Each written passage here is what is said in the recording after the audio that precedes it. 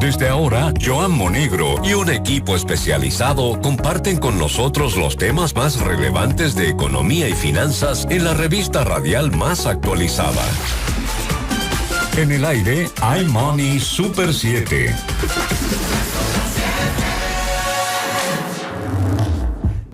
Gracias por seguir aquí con nosotros en este subprograma iMoney Super 7. Como mencionamos anteriormente, hablaremos sobre la reforma fiscal, hablaremos de economía, cómo esto va a impactar. Y también hablaremos sobre la visión de estos economistas que hoy nos acompañan aquí en este foro. Y son dos socios de la firma de consultoría Apricus, los cuales son Juan Manuel Sontán y Emilio Hungría. Bienvenidos, estimados. ¿Cómo se sienten? Muchas gracias por tenernos aquí. Estamos muy bien y muy complacidos de poder compartir este espacio con ustedes. Muchas gracias y emocionados sobre todo de poder discutir y participar en la controversia del tema. Como le gusta a Víctor. Sí. Estos dos figuras son dos economistas prominentes, también expertos en cosas de políticas públicas, en este tipo de situaciones. Y para el que no le conoce el nombre de Apricus, también son socios, para decirlo, de uno de los más prominentes economistas del país a nivel nacional, que es Juan Ariel, él también vicepresidente del PLD, en ese sentido. Entonces, lo que quiero decir con esto, no es que sean partidarios, sino que tienen conocimiento de primera mano, ¿verdad? Ser asesor o estar al lado de este tipo de figuras aporta mucho a entender la realidad del país y ver cómo este tipo de cosas afectan. Así que vamos a comenzar sobre todo con esta pregunta. ¿Cómo ustedes ven este contexto de reforma fiscal? ¿Pudiéramos estar preparados? ¿No? ¿Cómo ven la situación actual del país en ese sentido? Tal vez para decirlo en un contexto más amplio, pensando la Estrategia Nacional de Desarrollo, desde 2015, apuntaba a que se necesitaba eventualmente un pacto educativo, un pacto eléctrico y eventualmente un pacto fiscal. O sea que yo creo que, vamos a decir, está en la mira de los gobiernos, al menos desde 2015, la perspectiva de que por ahí venía algún tipo de reforma, pacto fiscal. Creo que ahora mismo la coyuntura está muy favorable para el gobierno hacerla, porque, tiene ahora mismo un Congreso saliente en el cual ya tiene mayoría, y por ahí también viene un Congreso donde va a tener una mayoría superior. Sí, aplastante. Aplastante, sí. Y va a tener la posibilidad de pasar una reforma como desee, y todo parecería indicar, habiendo visto lo que han dicho, por ejemplo, Bank of America en sus reportes recientes, así como varias de las firmas e instituciones. Firmas internacionales, todo parecería que el gobierno se va a abocar a una reforma fiscal. Ha sido, parece que una promesa ante los mercados internacionales. Los mercados internacionales están diciendo que confían en la República Dominicana, pero confían en parte ante la expectativa de una reforma. Habiendo visto lo que se habló en 2021 y lo que dicen estas firmas, pues parecería que el gobierno tal vez tiene un interés de algo entre un 2 a un 3% del PIB en recaudaciones, lo cual es una reforma enorme. Sí, es mucho dinero. La gente no lo escucha, pero eso es mucho dinero para recaudar. Sí, y siempre nos gusta dar ese contexto. La mejor reforma en los últimos 30 años lo que recaudó fue un 1.3% del PIB. O sea que cuando estamos hablando de algo que va a ser entre 50 y 100% superior a la mejor reforma que hemos tenido en estos años. Wow, eso es un punto de vista inicial importante, porque nos permite ver que, esto se está prometiendo, se está hablando de hace mucho, pero desde un punto de vista, digamos, como economista, ¿ustedes lo ven también necesario o más que un asunto de presión, como bien menciona, internacional, o porque ya dijimos que lo teníamos que hacer y hay que hacerlo? Pero quisiera entender su punto de vista también al respecto para que las personas que nos escuchan lo puedan compartir. Tú sabes que yo participé hace una semana con otro economista que respeto mucho en una discusión. Me hicieron la misma pregunta. Yo dije que sí, mantengo mi posición, pero quiero hacer una aclaración porque es buenísima, porque fue la misma pregunta que tú acabas de hacer. Okay. Necesario implica que ¿qué pasa si no se hace? Esa es, o sea, si no se hace pasa algo malo. Y yo creo que su respuesta me gustó, por eso se la voy a robar. Sí. Si no tenemos una reforma fiscal, el país no se va a acabar. No. Si no tenemos una reforma fiscal, el gobierno no va a cerrar. Si no tenemos una reforma fiscal, nosotros vamos a seguir produciendo al nivel de que producimos. Pero lo que sí también va a continuar ocurriendo es que si no tenemos una reforma fiscal, año tras año el gobierno se va a tener que endeudar más. Vamos a tener una mayor presión de la deuda y del servicio de la deuda en los ingresos. Y eso sin duda va a seguirse reflejando en un deterioro de los servicios públicos porque el gobierno va a tener un menor espacio para poder resolver. Esto quiere decir lo que nosotros estamos estimando y lo que se está viendo, inclusive el mismo gobierno en el proyecto de ley de responsabilidad fiscal lo hizo explícito, es que se está tratando de alcanzar, hay una meta, se está tratando de alcanzar un nivel de deuda cercano al 40% del PIB en los próximos 5 años. Sí. Siendo esa la meta, yo creo que sí, que es necesario. Por eso digo, siendo esa la meta, si tenemos abierta la puerta a seguir endeudando, no es necesario. Podemos hacer lo que sea. Siendo la meta, tener un 40% del PIB. Que una reducción. Ahora mismo estamos cerca del 45%. Sí haría falta, sin duda alguna, hacer una reforma fiscal de una magnitud importante, como decía Emilio, por lo menos de un 1.5 o 2% del PIB en el menor de los casos. Eso es para que ese mismo ingreso comience a pagar deuda y tal vez una que otra cosa que sea necesaria, que no haya que pedir deuda para eso. Exactamente, porque estamos en un contexto, después del 2020, el 2020, que fue el primer año de esta situación que voy a describir, se usó como excusa el COVID, pero estamos en un contexto que desde 2020 hacia ahora está pasando algo que nunca antes había pasado en República Dominicana, y es que nos estamos endeudando para gasto corriente. Gasto corriente es nómina, gasto corriente es publicidad, gasto corriente es intereses de la deuda. O sea, estamos tomando deuda para pagar servicios recurrentes. Para que ustedes tengan una idea, es como que en la casa tomemos un préstamo para pagar la señal del servicio o para pagar la luz, pagar el teléfono, y estamos cogiendo un préstamo para eso. Y ustedes se imaginan que en lo que eso, ¿a dónde nos lleva eso? Normalmente la deuda es para gasto productivo, o sea, gasto que me haga producir más y que me permita en el futuro pagarla. La buena deuda. El gobierno debe de tener buena deuda de por sí, porque no queremos verla que caiga en quiebra. Con ese punto de vista y entendiendo esa necesidad, ¿verdad?, para buscar esos objetivos, nosotros quisiéramos iniciar esta parte que para mí es todavía más importante, y es qué propuestas se pudieran tener en la mesa ahora mismo. Se escuchan muchos tipos de propuestas distintas, hay muchos caminos, pero uno sabiendo que ustedes, la gente de Apricus, son gente ya de hablar con fundamento, ¿verdad? Con números. ¿Qué ustedes han visto y han encontrado al respecto? Claro. Bueno, tal vez lo primero que hay que decir, viendo un poquito de lo que el gobierno había sugerido en 2021 cuando hizo un amague de hacer una reforma, en ese momento el gobierno más que nada se abocaba a una reforma tributaria. Una reforma tributaria clásica, para tal vez diferenciarlo un poco de la reforma fiscal, lo que busca es básicamente alterar las tasas de los impuestos. En ese momento pues se veía que habían varios impuestos que se buscaba subir sus tasas, en algunos casos modificar un poco la estructura de los impuestos, tal vez, por ejemplo, de las cosas que se han venido mencionando, ponerles impuestos a los Airbnb, ampliar el hecho de que se pague ITEVIS sobre las compras de online como Netflix, etcétera. Pero vamos a decir, esa es una reforma tributaria clásica. Cuando nosotros entonces ya decimos que hay una reforma fiscal, que honestamente hace un tiempo que en República Dominicana no se hace una completa, cuando decimos que hay una reforma fiscal clásica, por un lado se habla de esas figuras impositivas, pero también por el otro lado se habla de cómo yo tomo decisiones respecto a cómo estoy cobrando, por un lado, o sea, qué cambios voy a hacer, tal vez voy a hacer ciertas facilidades para reducir la evasión, voy a tomar medidas administrativas para asegurarme que poder caerle atrás mejor a aquellos que no están pagando y que le ponen una carga injusta a aquellos que sí pagan, pero también, por ejemplo, de la forma en que el gobierno está gastando. Sí. Entonces también hay una parte dentro de cualquier discusión, cuando queremos ver una reforma fiscal más amplia y un poquito más específica a atender las necesidades del país, donde hay que incluir varias de esas cosas.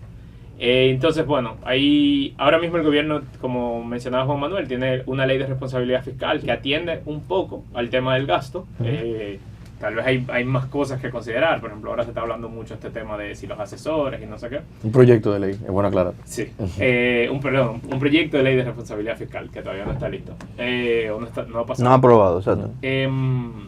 Pero, por ese lado, una de las cosas que nosotros sí buscamos hacer es cómo dentro de nuestra propuesta nosotros la tenemos ante el contexto de una realidad dominicana, o de varias realidades dominicanas.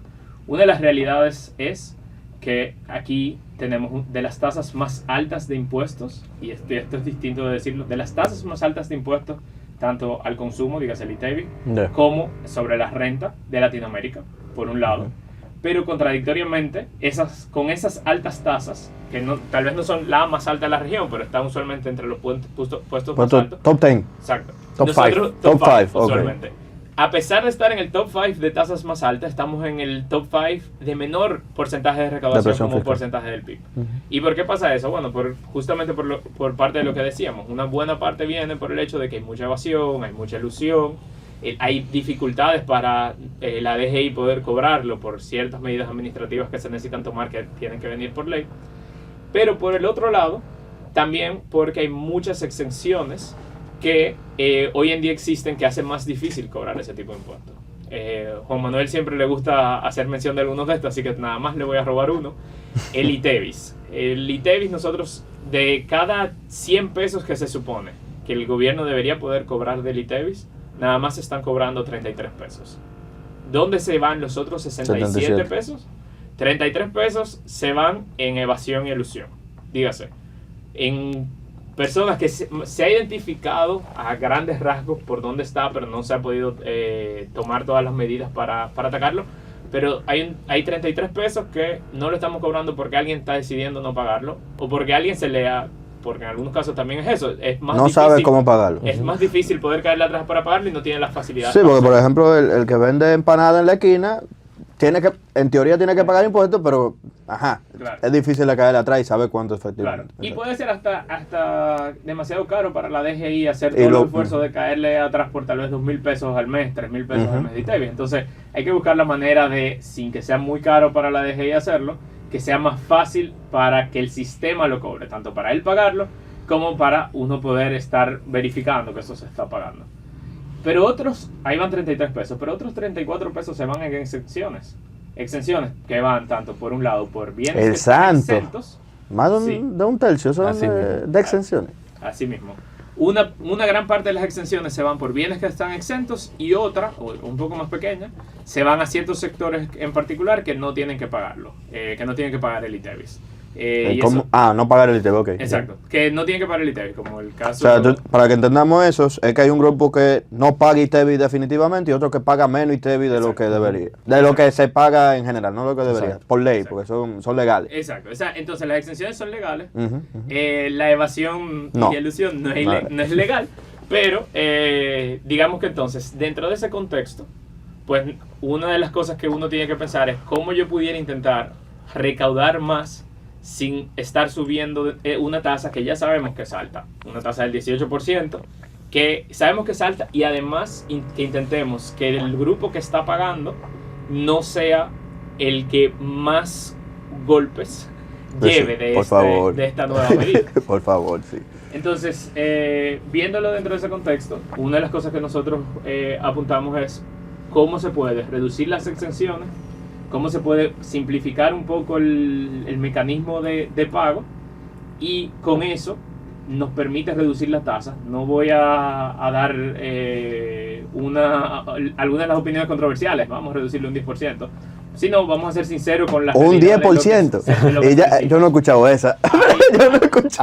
Hay grupos que están llegando ahí, no, haciendo los cálculos honestos, viendo cómo está la estructura económica y la estructura de consumo en la República Dominicana, reduciéndolo a un 16%, reduciendo la tasa máxima un 2% a un 16%, y reduciendo de manera considerable las exenciones y con algunas medidas administrativas, podemos incrementar las recaudaciones en aproximadamente como un 1.3 a un 1.5% del PIB.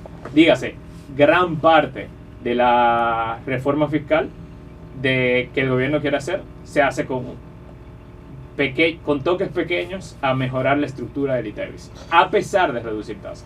Emilio Hungría y Juan Manuel Sontán. Vamos a ir primero a una pausa, dos economistas que nos están apoyando aquí para hablar de reforma. Vamos a ir primero a una pausa y luego continuamos, que este tema va bien interesante. Sigan con nosotros en este su programa iMoney Super 7. En el aire, iMoney Super 7.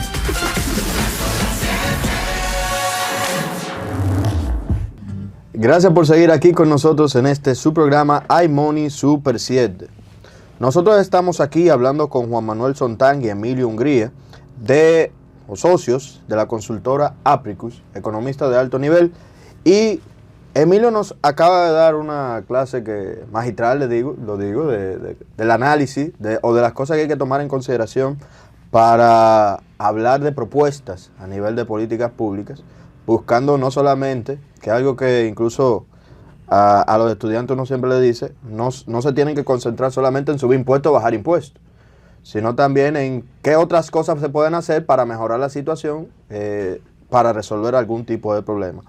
Y entre las cosas que se mencionaron, que también es importante recalcar, la diferencia entre una reforma fiscal y una reforma tributaria. Que una reforma tributaria solamente se queda, que eso también lo hablamos con Guarocuya Félix aquí en este programa, que una reforma tributaria solo se queda en parte de impuestos, sube o baja los impuestos. Pero una reforma fiscal es mucho más amplia, se queda en la parte, o toca todas las partes, tanto de recaudación como también del gasto, e incluso la parte de la deuda, cómo se va a manejar todo esto.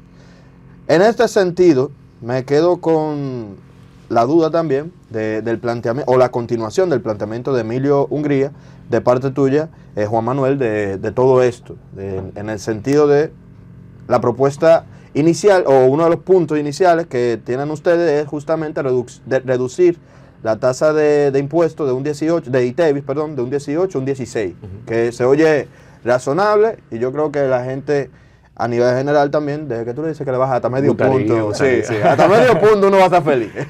Sí, yo creo, buenísimo. Yo creo que el abordaje general que hemos tratado de tocar nosotros es un tema de aumentar la eficiencia de la recaudación. No la eficiencia de los impuestos, sino la eficiencia de la recaudación. Nosotros como país, decía Emilio, y lo retoco rápidamente, tenemos una de las tasas más altas en cada uno de los impuestos, no solamente en el IVA, también pasa en el impuesto sobre la renta de personas físicas, impuesto sobre la renta a las empresas. El IVA el ITEVIS. El IVA siendo el ITEVIS, perdón, el IVA siendo el ITEVIS. No solamente en el ITEVIS. Y a la vez, siempre, en esos mismos rankings, somos de los países que menos eficientes son en la recaudación. Y eso no es solo culpa de la DGI. Ahí también tiene culpa el Congreso y tenemos culpa nosotros los ciudadanos, porque la recaudación depende, primero, de las trabas que le pone el Congreso, vía exenciones a la DGI, y de las trabas que le ponemos nosotros como ciudadanos, que nos toca pagar impuestos a la DGI, que a veces no la encontramos difícil y a veces se la ponemos difícil a ellos. Entonces, bueno, nuestra propuesta aborda originalmente cómo mejorar la eficiencia recaudatoria. Tratar de que con una tasa como la que tenemos, o con una tasa inferior, que es la que mencionaba Emilio, poder recaudar más. Entonces, aquí hay dos aspectos. Hay dos formas o dos lados que tocar. Primero, por el lado de las exenciones. La exención más importante, como decía Emilio, es la exención vía bienes específicos que están exentos de ITEVIS, en el caso del ITEVIS. Ahí nuestra propuesta es algo que se ha venido discutiendo durante muchísimo tiempo desde la creación de este impuesto, y es el tema de ampliar la base. Ampliar la base es tratar de alcanzar más bienes y más personas que paguen impuestos de lo que estamos alcanzando actualmente. En el caso del ITEVIS, para que la gente tenga una idea, la mitad del consumo de los dominicanos está exento de ITEVIS. Nosotros nada más son 9 bienes y 7, 8 servicios, una lista de cerca de 20 bienes o servicios, los que están exentos, pero en monto, eso es la mitad de nuestro consumo. De la canasta, si lo vemos como la canasta. Si lo vemos como la canasta. Según la encuesta nacional de ingresos y gastos de los hogares, que es un poquito viejita, del 2018, ya las cosas van pasando rápido, la estructura cambia, pero es el dato más reciente que tenemos. Eso pesa el 49%. O sea, esos pequeños bienes que están exentos pesa el 49% del consumo de los hogares. Nosotros lo que estamos proponiendo, miren, vamos a grabar todo. Vamos a sincerarnos como pasa en la mayoría de los países. Todos los bienes y servicios están grabados. Ahora bien, si lo que se está tratando con estas exenciones es un efecto progresivo, vamos a devolverle a las personas de menores ingresos lo que pagaron. De forma, eso es posible hacer, y ya el país lo demostró con uno de los programas más exitosos de respuesta al COVID en el 2020-2021. Eso es posible hacerlo en una semana. O sea, si la idea es la siguiente. Pero, por favor, porque la voy a explicar no lo estoy entendiendo. La voy a explicar ya. La idea es la siguiente. bajamos la tasa al 16, grabamos todos los bienes, hasta ahí estamos claros, sí, ¿verdad? Yo soy una persona del quintil 1, del 20% de menor ingreso, sí, de la República Dominicana, y yo voy a consumir un bien a cualquier comercio. Y yo le digo a ese bien, mira, yo soy, evidentemente se le buscará un nombre mercadológicamente conveniente, pero yo soy del programa tal. Entonces esa persona solamente registra la compra de que una persona del programa tal, con la cédula tal, vino y me pagó, y automáticamente a través del sistema único de beneficiarios, algo que se ha hecho 1 millón de veces aquí en República Dominicana, se le transfiere automático, directo, en ese minuto, a su cuenta bancaria o a su cuenta de ¿cómo se llama ahora? Solidaridad, que siempre, de Supérate, perdón. A su cuenta de Supérate se le transfiere automáticamente. No se la podían pagar. Se le transfiere automáticamente los recursos que pagó un impuesto. Así mantenemos el efecto progresivo de esas exenciones, pero hacemos, siendo sincero, yo como ciudadano que estoy exento de la mayoría de los bienes de consumo y no necesito estar exento, hacemos que todos paguemos en la medida en la que podemos pagar por eso.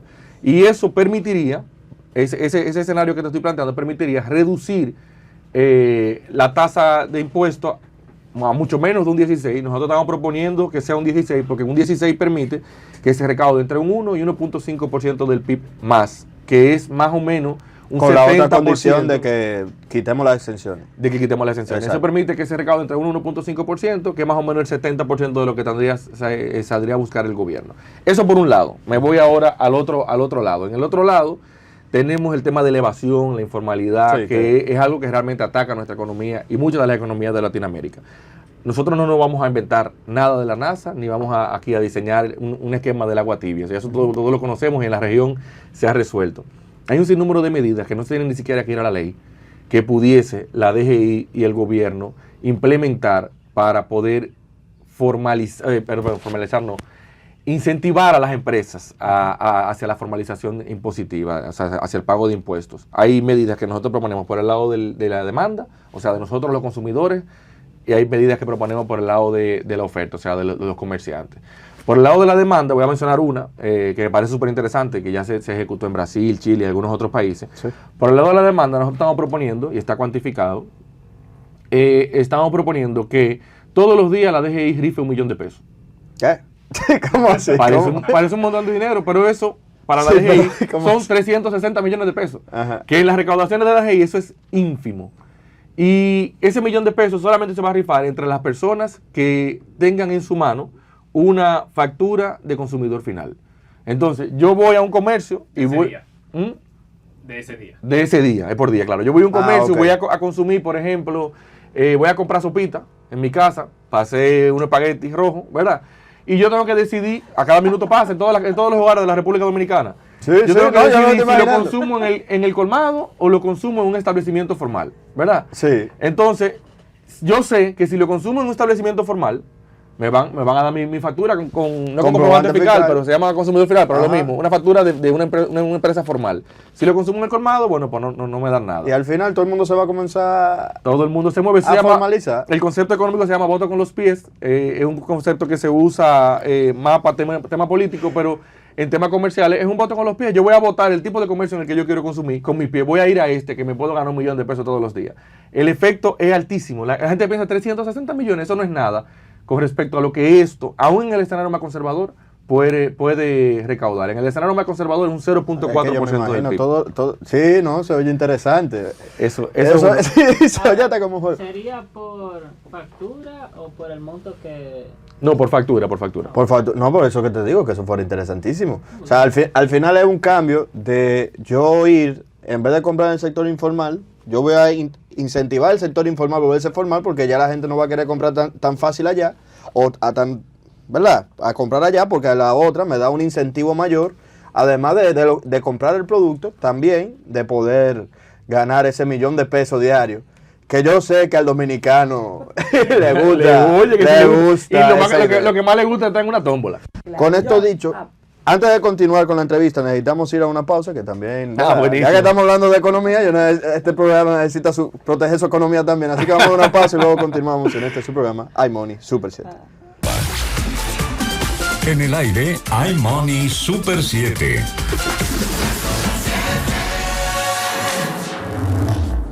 Gracias por seguir aquí con nosotros en su programa iMoney Super 7. Seguimos con Juan Manuel Sontán, Emilio Hungría.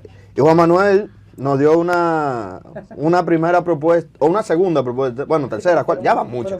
Vamos por varios. Y hay un montón más. Sí, pero hay más. Vamos a seguir continuando con esto, pero una propuesta interesante de una lotería de la DGI de $1 millón de pesos diarios, porque la gente vaya a comprar en establecimientos formales. Que insisto, para mí es algo que parece, bueno, nosotros nos sorprendió, aquí a todo el mundo, pero me parece cuando tú te sientas a pensarlo, es algo razonable, porque $1 millón de pesos, el cambio que sería a la formalidad de la gente, no es de $1 millón de pesos. Fuera 10, ¿qué 10? Claro. Muchísimas veces más, multiplicado por 9. Brenda tenía una pregunta. Sí, escuchándolo hablando y viendo sus propuestas y lo que decía, de un lado, se ve la reforma como un tema, el rechazo, porque hay un rechazo. Entonces, viéndolo de esa óptica que ustedes lo están planteando y viendo los beneficios, porque te iba a preguntar anteriormente, te iba a decir, pero ¿qué ustedes creen de ese rechazo de la población, del por qué? Ese revuelo y esa de la reforma, que ni me hablen de eso, pero viendo estas expectativas que ustedes dicen de estos proyectos, ¿cómo pudiera... propuestas, ¿cómo cambia el giro de yo verlo ya distinto? Que es lo que quizás nuestros oyentes hoy mismo, escuchando el programa, viendo esas propuestas de beneficio, porque el que paga la reforma, como todos, entiende que, pero yo pagando y no veo resultados para mí, o los beneficios que yo puedo tener, entonces, esto está interesante. Sí, yo creo que ahí hay dos vertientes. Una es, hay muchas de estas, vamos primero directo con algunas de las propuestas específicas.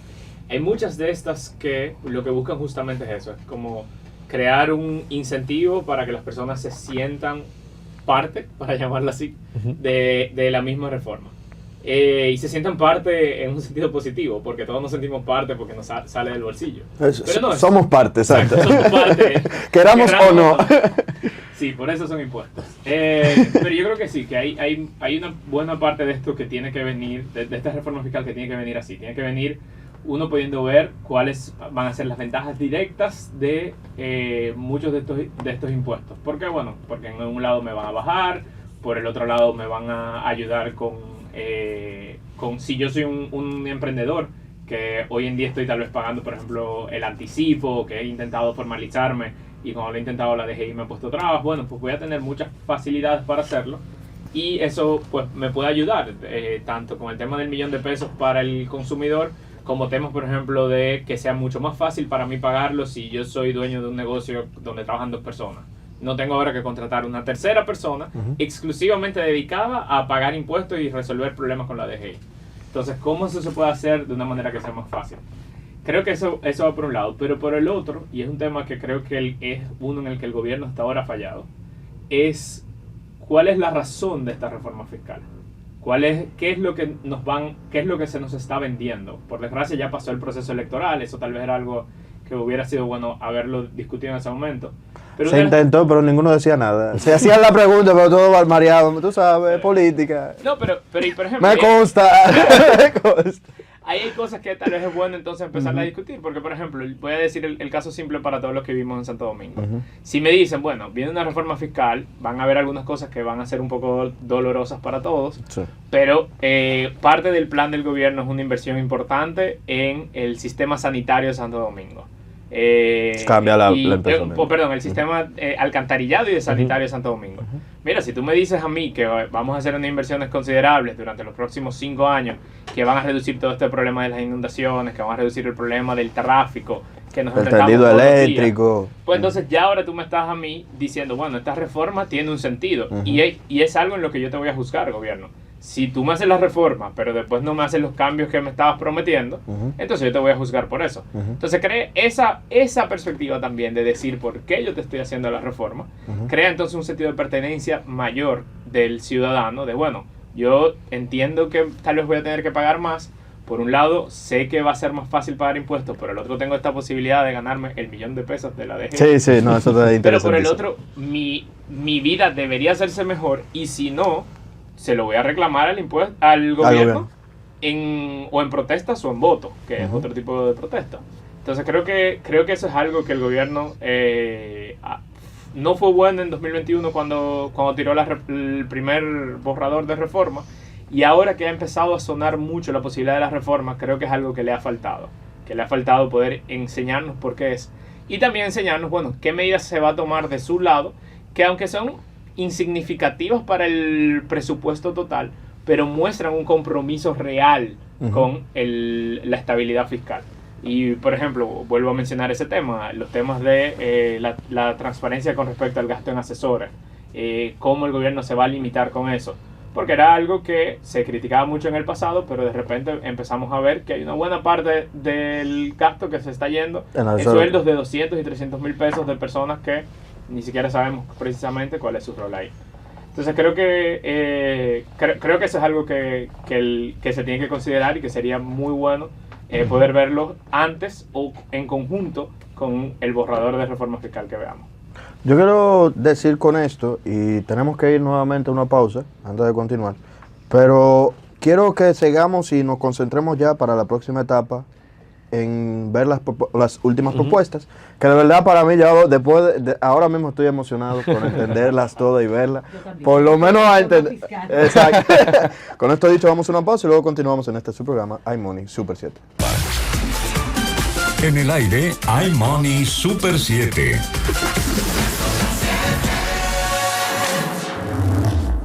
Gracias por seguir aquí con nosotros en esta etapa final de este programa de iMoney Super 7. Estamos con Juan Manuel Sontán e Emilio Hungría, socios de Apricus Consulting.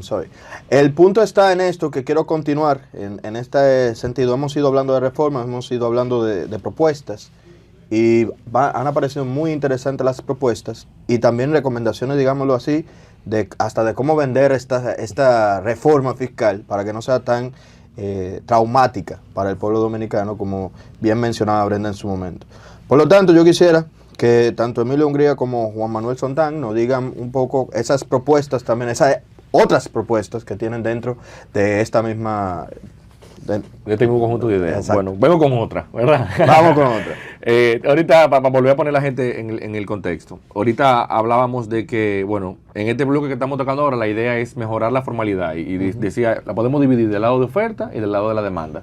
Dije la primera del lado de la demanda, pero ahí también yo puedo hacer una subdivisión.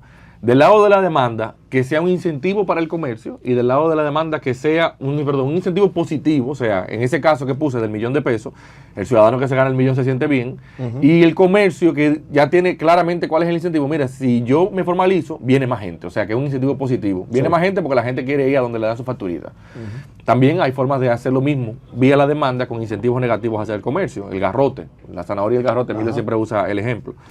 Del garrote tenemos la idea y empezamos ya el diseño para ver cómo lo elevamos, de un programa de reducción de fraudes. Veamos, cuando usted va a un comercio formal o informal y consume, si te cobran el ITEVIS y ese sitio es informal, o sea que no transfiere eso que te retuvo de ITEVIS a la DGI, lo que está haciendo es un fraude fiscal. Eso es, no quiero ser peyorativo, pero eso es un robo. O sea, te están robando el dinero a ti, porque si tú y yo decidimos, vamos a hacer una transacción informal, y los dos decidimos no pagar a la DGI, pues somos dos evasores. Pero si tú me cobras el ITEVI y no se lo llevas a la DGI, tú lo que eres un ladrón. No sé si me doy a entender. Sí. Entonces, ese programa de reducción de fraude, la intención es, a través de las tecnologías de la información, un app,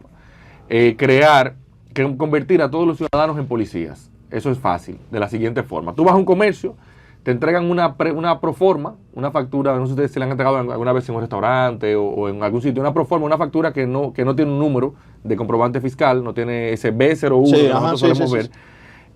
Y tú la subes en tu app. Mira, vine al restaurante, no voy a mencionar un nombre, tal, y me dieron esta factura. Me parece que ellos le están haciendo un fraude a la DGI. La DGI va, se le da un plazo, la política evidentemente tiene que darle un plazo, ponte tú de 3 meses, para demostrar que eso que tú estás denunciando es una denuncia, es real, y si la denuncia es positiva, o sea, si es real, pues entonces se te devuelve lo que tú compraste. Mira, tú fuiste a un restaurante, gastaste $4,000, fue un restaurante caro, pero gastaste $4,000 con toda tu familia, será un domingo, pues toda la familia, y te diste cuenta que en toda esa pizza te cobraron el 18 del ITEVI, pero te olió que ahí no habían 18. Que te están robando ese 18 tuyo, no es del gobierno, es tuyo que te lo están robando, porque no se lo dan al gobierno. Entonces tú dices, mira, que se jodan ellos, se lo voy, ay, perdón, se lo voy a decir a la DGI. Natural, estamos entre amigos. Se lo voy a decir a la DGI. Lo sube al app de la DGI y la DGI tiene un plazo de 3 meses. Va, verifica y si es verdad, pues te devuelven tus 4,000 pesos y ese comercio o se cierra o empieza a pagar. Esas son las dos opciones. También, ¿pero dónde sale ese dinero? Porque espérate, porque si sale del arca del Estado... ¿Es como una multa? Es como se le multa, la idea es que se le multe al comercio. Okay.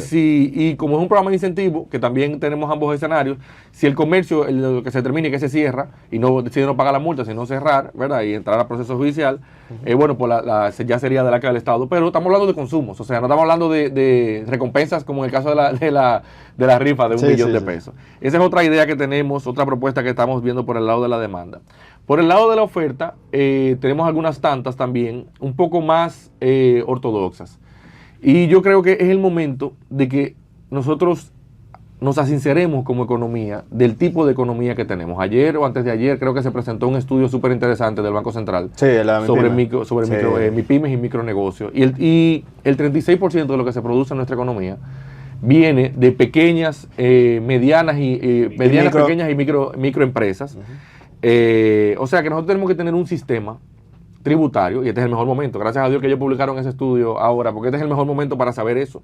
Tenemos que tener un sistema que se adapte a ellos, porque si no, lo estamos dejando de lado. Y podemos, o sea, nunca nos vamos a poner de acuerdo cuál es el culpable. Si las micros no pagan porque es muy difícil, o si la DGI no le cobra porque no tiene la capacidad. Al final lo que pasa es que el dinero no está, la movilización de ingresos no se da. Entonces, sobre eso, yo creo que nosotros tenemos que movernos hacia un esquema, hacia ese público, mucho más de monotributos y flat tax. O sea, por ejemplo, el gobierno sabe muy bien cuántos colmados hay en el país. El gobierno sabe muy bien dónde están. Inclusive, todos esos colmados, que son informales, casi todos, se mueven en un contexto de formalidad, porque le compran Coca-Cola a la Coca-Cola, le compran cerveza a la cervecería, le compran todos los bienes, la mayoría de los bienes que te venden. Que venden allá también. O sea, todo tienen su... La ubicación de esas personas, si nosotros salimos a ubicar a un delincuente como Estado y lo conseguimos, saber dónde está un colmado no es algo difícil. Entonces yo creo que con ellos deberíamos sentarnos en la mesa, y así con ellos, puse el ejemplo, no tengo nada contra los colmados, a mis amigos, yo consumo muchos colmados.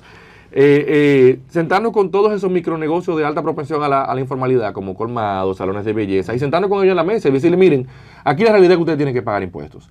¿Cómo ustedes se sienten cómodos? En muchos países hay monotributos que lo que se dice con ellos, para que me paguen cero, páguenme algo. Páguenme 2,000 pesos al mes. Y ya, tan formales, pueden salir a buscar un préstamo. Hay muchísimos beneficios de la formalidad. Sí, claro. Pueden salir a buscar un préstamo, pueden tener una TCS, sus empleados van a recibir seguro médico, de salud, contributivo y demás, aportan a su cuenta de pensiones. Exacto.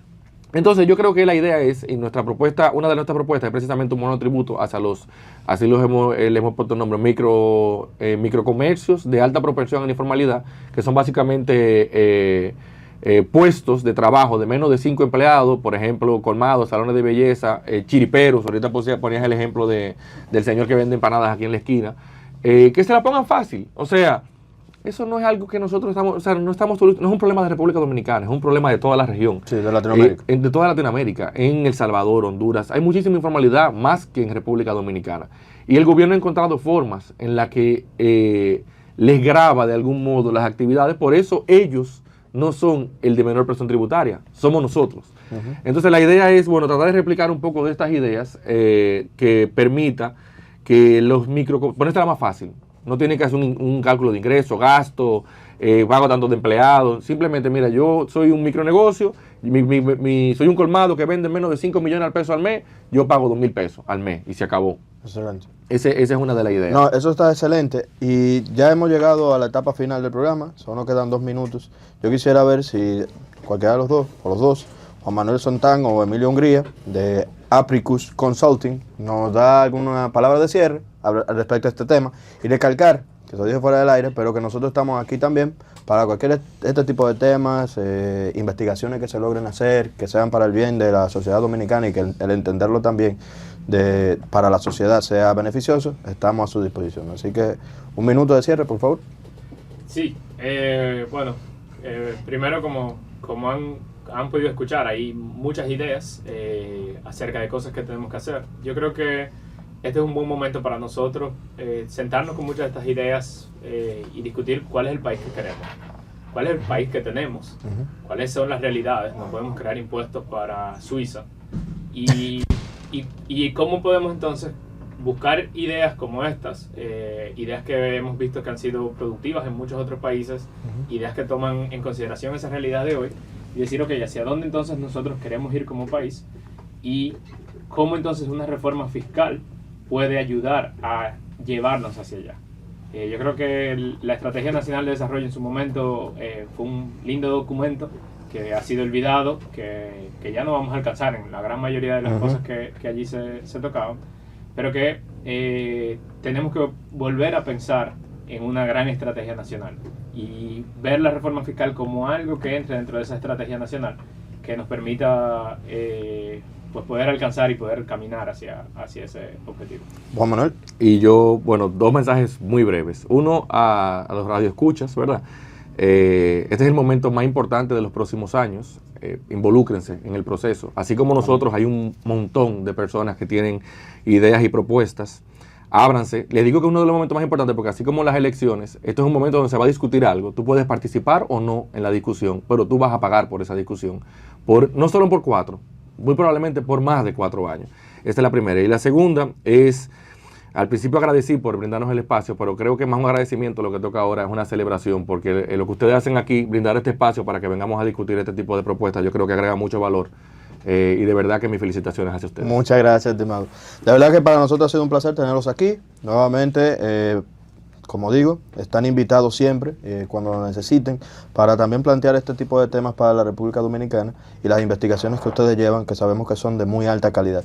Con nosotros estuvieron Juan Manuel Sontán y Emilio Hungría de Apricus Consulting, dos socios de muy alto nivel que hoy logramos compartir con ustedes. De verdad que muchas gracias nuevamente por venir a este programa. Con ustedes estuvieron Víctor Núñez, Brenda Robles y un servidor, Joan Monegro, en este su programa iMoney Super 7. Sigan en sintonía en esta su emisora, la Super 7. Hasta aquí la revista radial de economía y finanzas más actualizada. iMoney Super 7.